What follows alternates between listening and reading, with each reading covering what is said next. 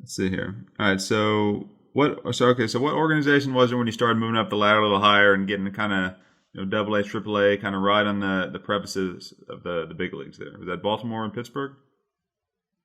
Yes, it was the Orioles, Okay. Double A, Bowie, Okay. Bowie baseball, Yep. and then the Pirates put me on 40 man. Mm-hmm. The Orioles did not protect me high enough, Right. so the Pirates put me on 40 man, and that was the year of the strike. Right. Okay. So if there hadn't been a strike, I personally feel you'd have made it to the big leagues that year. You're absolutely correct. Yeah. And it was a rough time during that time. And I have to tell I got to tell a funny story. Yeah, go for it.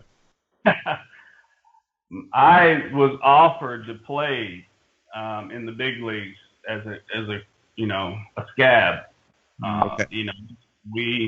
We had to deal with that, and it was really, guys, it was a tough time. And my mother's a teamster, Right. so guess who's not going to cross the line? That's exactly right. Oh. So it was a tough time. I would have got my big league time in. Yeah. If I'd have just said, yeah, I'll cross the line, I'd have got my big league time in. May have made it. They did treat guys a little differently. The guys who did cross over. Mm-hmm. And it's kind of disappointing, to see that. But I mean, we were just guys trying to get there. Yeah. And but my mom said to me, she said, if you cross that line, don't come home. That was a quote. That was a quote. Okay. Right. So, I thought that I would get there anyway, no matter what. But it was, we had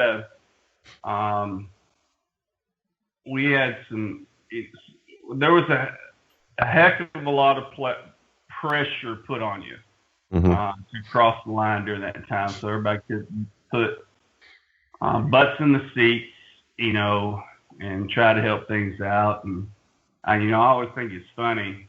I drove my Monte Carlo down to Atlanta for the winter meetings, and I parked next to Porsches and Mercedes and anything, and they were like, "We're doing this for you." Right. Yeah. Right. Sure, they are. Yeah. I can't tell you how many people I've sat next to, and they said, "We're doing it for you." Yeah. Yeah. Well, the interesting thing about that is I was listening to I don't know when this was. It was maybe last fall. They were talking about the NFL and how that labor negotiation is coming up again in a couple years. And they were talking about that very thing, was that, the guys who are making the multi-million dollars, they can afford to sit out. They can afford to miss a few paychecks. But the guys that aren't making that kind of money, all it takes is one or two paychecks to go by the wayside. And there's a lot of pressure to go back in and play. That's exactly correct. Mm-hmm. And it's just that little something that people do not know about, and they think, well, it's not that big of a deal. Well, it's a big deal when you're hungry. Exactly. And you want to, you're trying to succeed, and this whole thing just keeps you back. It's not even. I always hesitate when I start to talk about it because I can badmouth everything that I wanted to on that issue, but it's honestly, people do not know what it's like to be right on the brink, right, and then it gets cut out from like somebody cut your legs out from the bottom of you. Right. Yeah. Right. I don't know say it other than that. That's just as quick as I can say it to you. Well, listen, I know exactly what you're saying. And one of the things that's always impressed me about you, Stanton, is your ability to overcome adversity. We've known you for a long time, and I admire you quite a bit. And I want to ask you a little bit about that is, when I was in college, I had a couple pretty good years. I hurt my knee.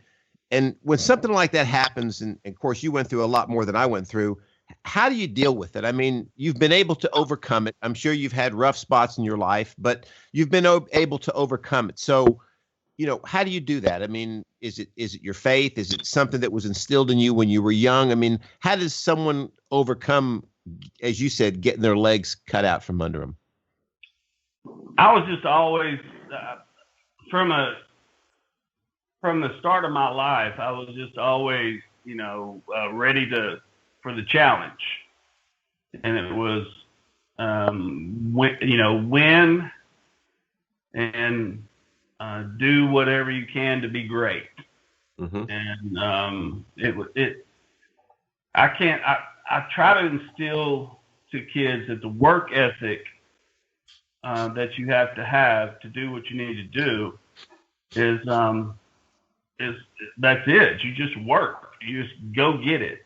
And if you decide to say no, then you're not going to succeed. And you stay focused. You train hard. You do what you need to do. And it wasn't an option with me. I just, it wasn't that my parents didn't really instill that in me. That's just something that I had. It was just, I wanted to be good. Mm-hmm. And